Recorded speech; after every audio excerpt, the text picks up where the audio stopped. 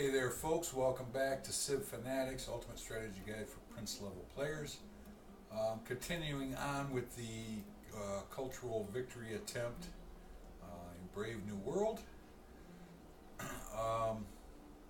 As I said in the first video in this series, I have played this setup before. This is my second run through. I assumed that things would progress relatively similar to the way they went the first game. Unfortunately, they're not. I don't know exactly what that's going to mean in the long run yet. It's still turn 113. But in the first game, it was Brazil that was that I was competing with. Especially with wonders and stuff like that. Rome right away in the first game, they built a city so that they could take advantage of this natural wonder, Mount Sinai. In this game, Tokyo, for some reason, even though their capital is over here, and they had to run a settler all the way around here, they forward settled, way over here for their. I'm pretty sure it was their first city. I thought that behavior was a little bit strange, but the other thing is, I was able to get. See, it's in Babylon. I was able to get a couple of wonders. Hanging Gardens I did get in the first one, but in this one I was able to get the Parthenon, which is very helpful toward a cultural victory. I did get Hanging Gardens, but the reason why I decided to get that, and I got that in the first one too, was because I have a lot of production tiles. And the more production tiles you have, I think the more valuable Hanging Gardens is. The less food tiles you have, getting 6 extra food per turn is pretty beneficial. Now, right now, I'm production focused, so I don't get another citizen for 19 turns. But I'm starting to feel a little bit of pressure. If you notice, it looks like Rome is building his unique units, his legions, which means that there's a chance I could be attacked here relatively soon. So I am going to look at switching to production focus. And I got the Caravansary in 2 turns. Got 2 turns left for that. So what I'm going to do is I'm going to build some units. Just trying to decide. I don't have any iron online right at the moment, so I'll go with the composite bowman and the pikeman. I'm going to put those ahead of the garden. Now, can I get iron online anytime soon? Iron there, but got 3 iron there, but it's not in my border. 3 iron there, but it's not in my border. I should note that I did, in the first game that I played, I had Nippur a couple of tiles south, and it was coastal. I decided to put it here along a river and against a mountain, for obvious reasons. The rivers are always a good tile to have, and mountains are good tiles as well. And the same thing with this city. In the first game, I had put it right here, which gave it observatory possibilities, made it coastal. And in this game I moved it up a couple tiles because it put it closer to the cocoa. So back to, can I get iron? And it does not look like I can.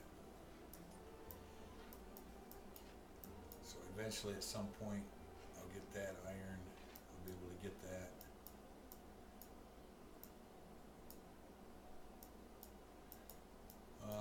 Alright, so the reason why I went for the Parthenon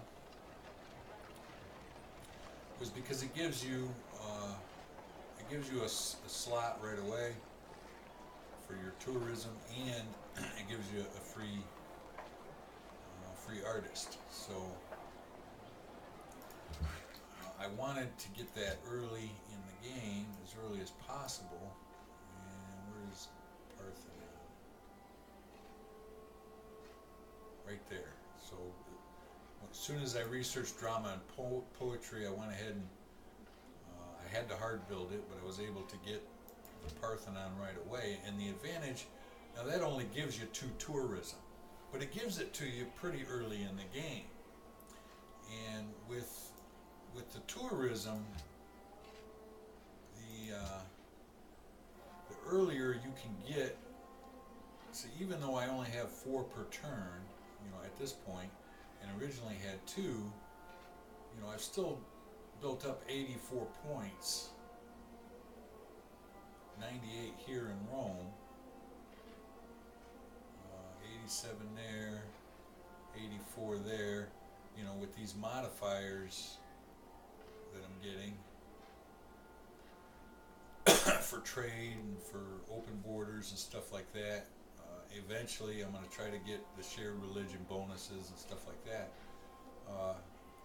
It will, the earlier you start developing tourism points, the faster you'll be able to gain influence over cities. Now there's a couple things that you want to bear in mind when you're looking at this screen. Alright, so we have 4 points per turn, and that's what is developed. If you look here, I'm at 7.5% influential over Brazil, right? And there's different levels. You have unknown, and then it goes to exotic. From exotic it goes to familiar. From familiar it goes to I think it's friendly, and then influential, and then I think dominant, but there's different levels. And it's important to bear that in mind. Some people compare, they say influence, your tourism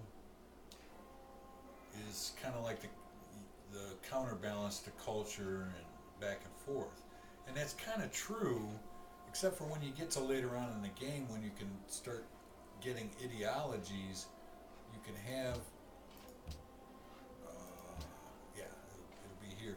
See where it says public opinion, and you can have dissidents, and you can have, uprisings and stuff like that. And if you don't already know what that is determined, like if you adopt one ideology, say you adopt freedom, and another player like Brazil, let's say they adopt order. If, when you go to this screen, if they are familiar to you and you are unknown or exotic to them, they will exert influence over you and cause you to have, cause your citizens will, because of the influence, they will uprise, and desire to have the other ideology. And the way that you balance that is, if you have, by starting this early, the chances are when I adopt an ideology later in the game, I won't have to deal with that because I'll already have, either exotic or familiar, or be familiar or influential, to some degree. And so the chances of my having to deal with a low public opinion will decrease because I was able to establish tourism early. So that that's something you want to bear in mind, and this is why I say when you go for a cultural victory, it is very important to have a well balanced game. If you look, literacy, I'm number one. Now I don't necessarily care about being number one, but I want to be at least very competitive. And I'm playing this game on the Prince level, and being competitive is pretty easy. King level, in the very beginning, you expect to be behind, but following the four-city national college strategy usually gives you a pretty strong foundation literacy-wise. Your science is usually high. I actually consider, with the production that I have on Term 118, I consider my science to be actually pretty low. That's I'm just now starting to build. I got my university in Babylon. That'll be done in 4 turns. Acoustics will be done in 3 turns. From acoustics, I'm going to immediately go into the Sistine Chapel as soon as possible, because it's one of the wonders that I really want. It gives you those great work of art and artifact slots that I was talking about. From there, I'm doing acoustics here, and then I'm going to kind of make my rush for the printing press. I don't know if this was the most ideal situation. It may make going for Leaning Tower a little riskier. And if anybody else's, if any of the AIs decide they want to pursue culture, or block me from pursuing culture, or even if they just want great people for whatever reason, this is a highly desirable wonder. So I don't know if, because I wanted education, I made my rush for education. I decided to go ahead and go into acoustics before, going back up and pursuing printing press. But, hopefully that doesn't bite me in the ass. We'll see. But, I do like to have a strong science number, so hopefully it works out. So the other thing I need to worry about, like I mentioned before, Rome is building up soldiers. That's a little bit different than what happened the first game. Rome was my buddy in the first game, but like I said, he's got his legions sitting there, and one on my border there. So I'm gonna have to go into. I did build walls, so that'll help with that. I do have that choke point I mentioned in the first video, so I'm not really too concerned about my capital. But I'm gonna move this pikeman over. Start moving them over in that direction. We'll be building units here. See, I'm on default focus. I've only got 2 foods, so I kind of have to leave it there. Go with a composite bowman and a pikeman. And then a horseman, I guess. I don't know if the horseman's the best choice.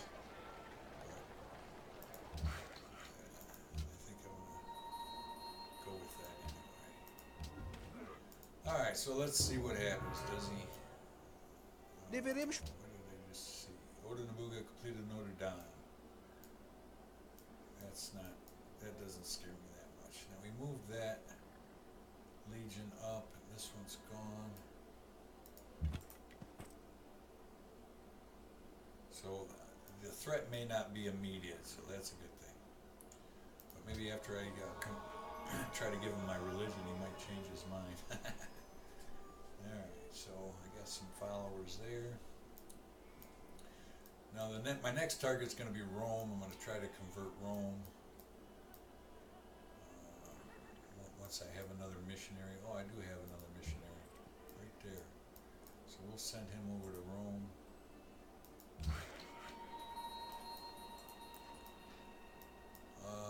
The other thing that I should mention with the tourism I don't have the buildings yet. I'm hoping once I get, I'm hoping I get the Sistine Chapel, and that'll give me some slots here. It'll also give me the potential for a theming bonus. Um, and as you get the wonders and buildings that that give you multiple slots, you'll have the potential to get those theming bonuses.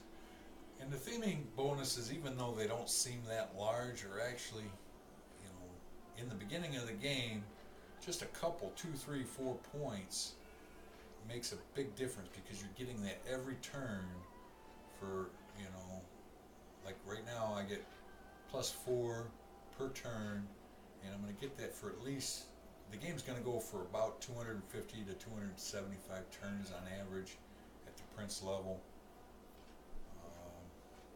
If I can stave off the diplomatic victory, it may go up to 300. I'm not sure if I'll be able to do that yet.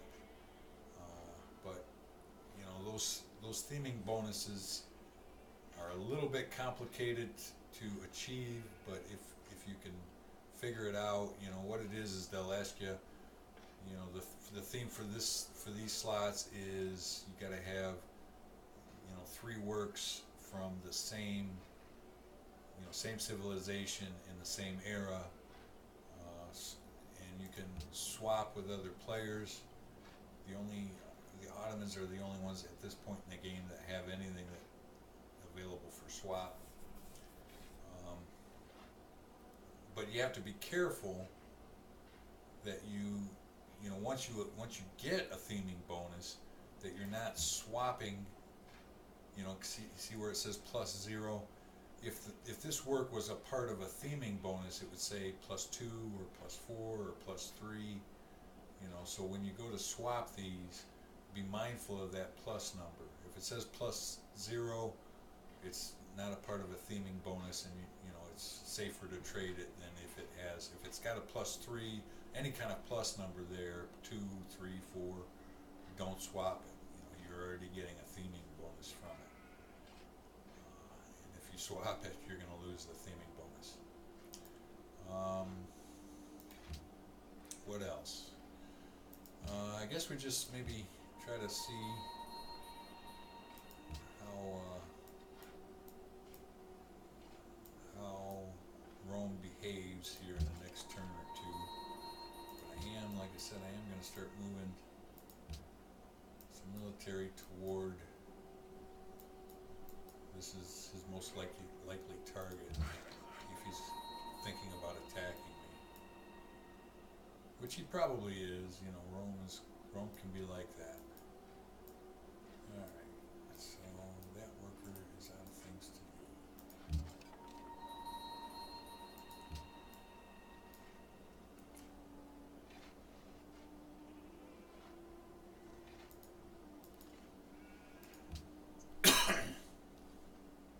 But other than that, okay, so I finished acoustics.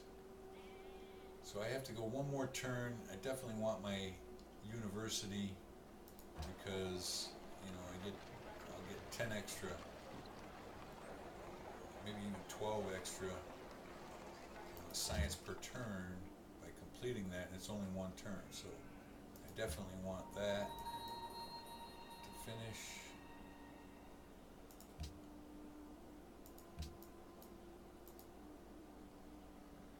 But once, the goal right now is I'm going for the Leaning Tower of Pisa.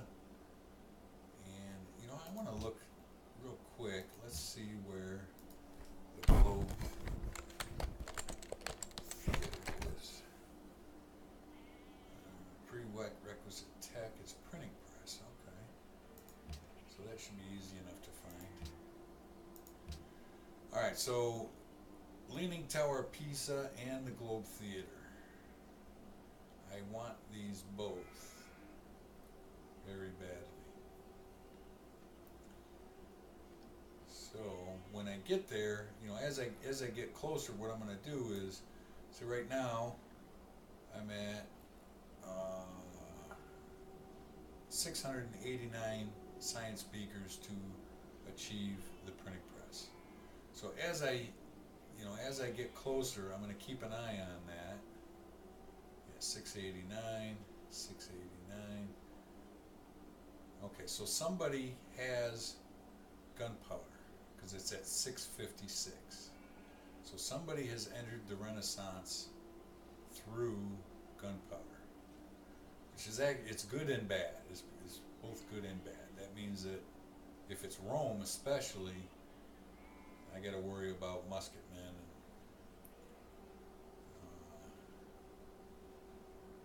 yeah, I got to worry about musketmen. So if he's gotten there already, yeah, he's pretty focused.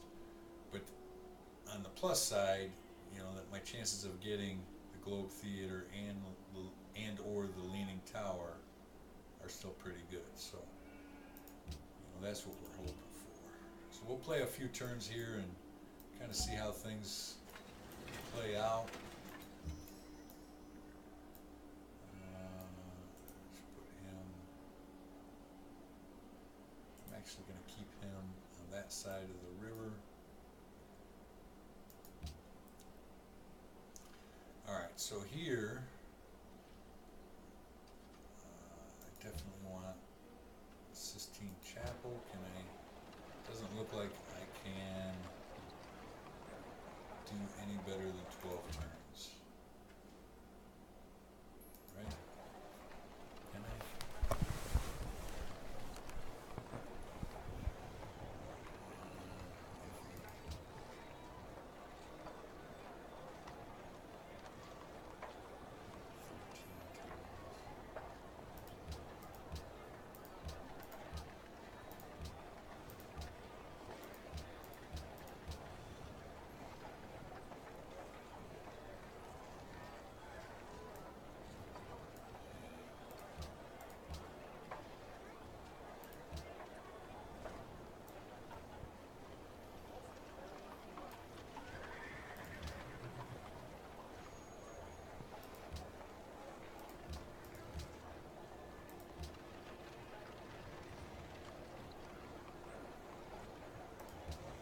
12 turns, that's the best we can do.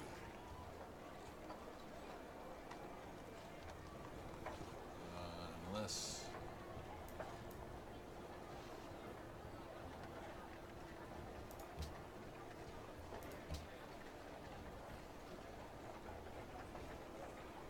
turns.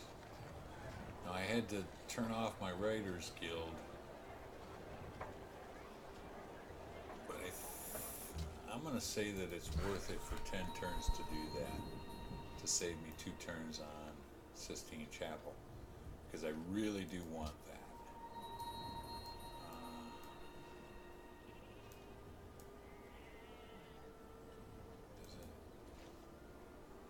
Okay, that's what it looks like.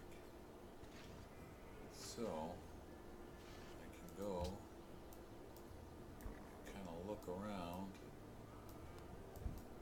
I don't think Rome would be building it.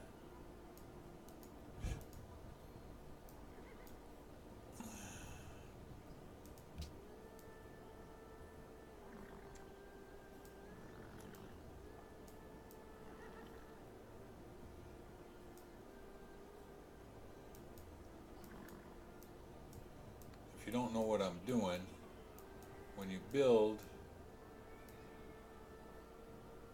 a world wonder, it kind of shows up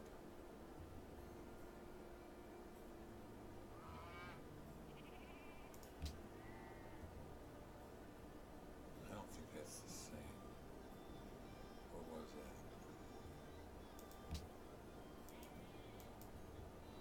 No. Kind of shows up in the landscape, and you can kind of tell that they are building.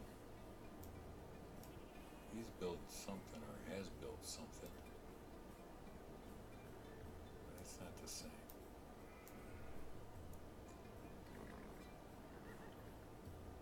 Oh, I can get another chocolate out of that. So, I must have grew to that recently. Alright. I think I might be safe. So my production is pretty good. Oh, I got a spy. My production is pretty good. I'm number one now that I've switched over, to production in a couple of my cities. I'm number one. So chances are pretty good. If as long as I start a wonder before anybody else, or even possibly at the same time as someone else, I'm probably going to get it.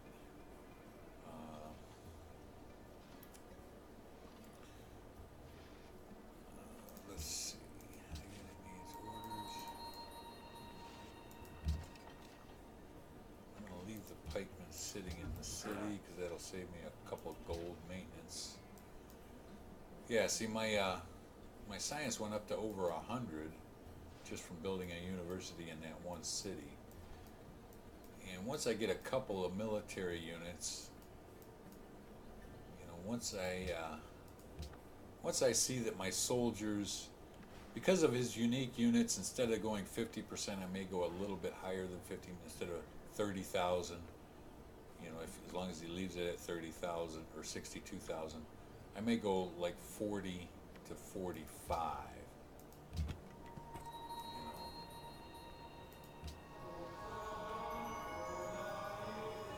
Yeah, 6 followers, 1 trade route. Yeah. When pieces of bronze or So metal casting, which is a good thing. I went ahead and I expended my missionary there because I wanted to get even more followers and a little bit more pressure. So I'm gonna leave him sitting in there.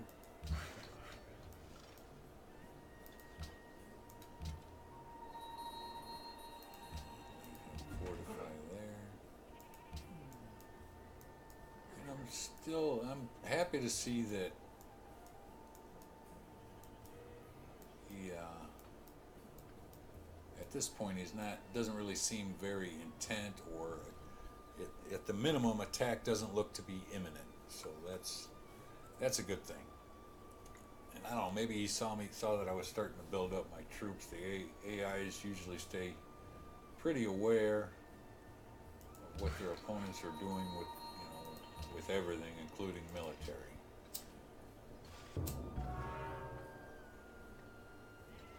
Mosque of Degen. It's not something I was really all that worried about, so he can go ahead and have it.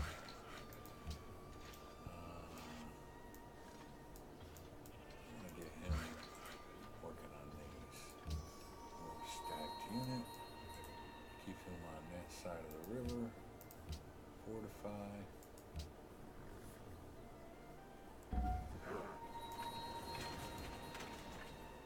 And back to the garden. I forgot I got a spy. 35,000. And somehow his number went down. So I don't know if he's as far as I didn't think he was at war with anybody, but maybe he is.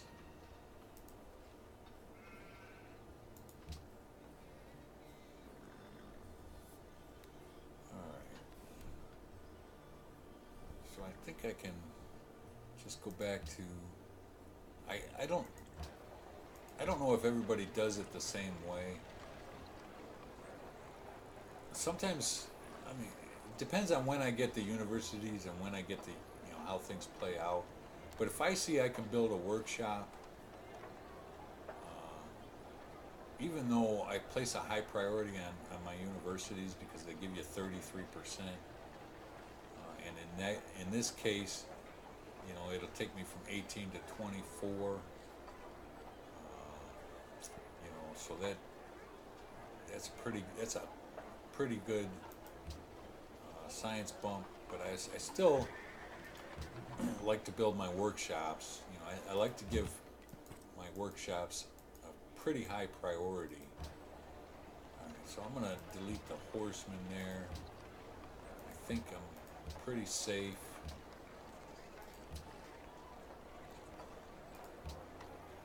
From attack from Rome, so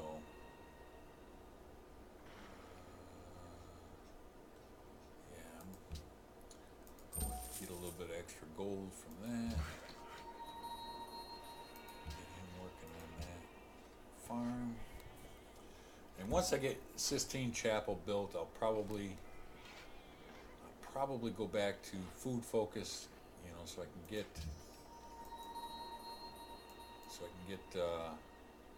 my population up.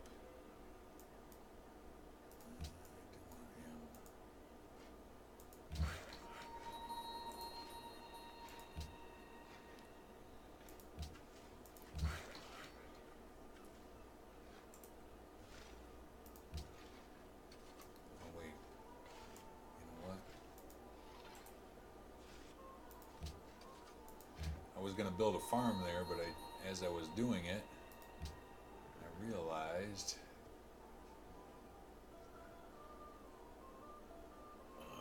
let's see,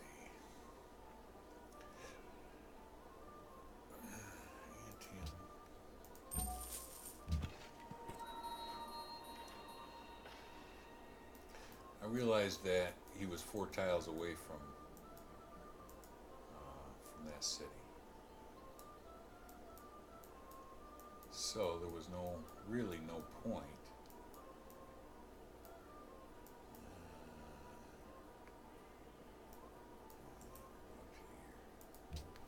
No point in working that tile. The press is the best All right, so instrument. there's machinery. I can adopt a policy now. I did decide to go into piety. Piety helps me.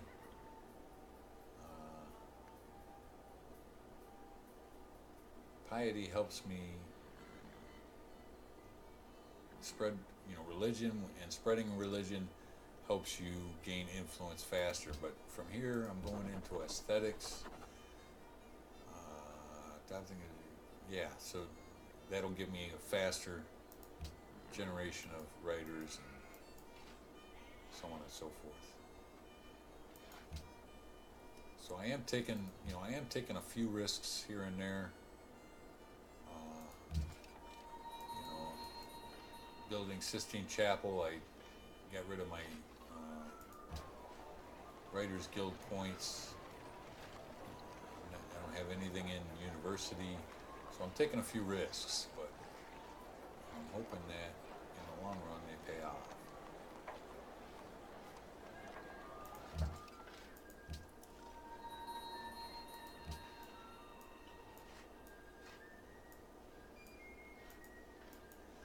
But I think that's pretty much my update for this video. Let's go ahead and assign now. Because I am the technology leader, I could, you know, assign this spy as a counter spy. But what I want to do instead, let's take a look at my culture influenced by player. So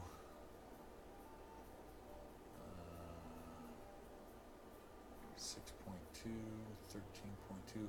So he's already, even without any modifiers, I'm doing pretty well with Japan.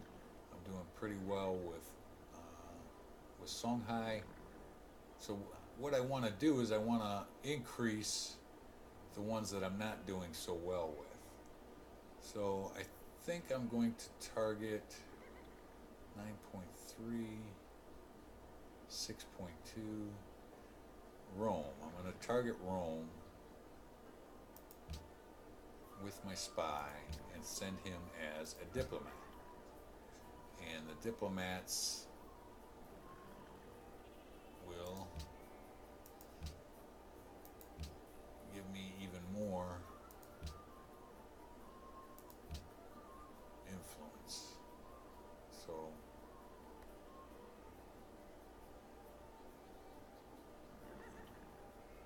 that hopefully that will increase the rate at which at some point, once my diplomat starts schmoozing and spreading propaganda, I'll get an additional modifier for this, and I should be able to bring this number up a little faster.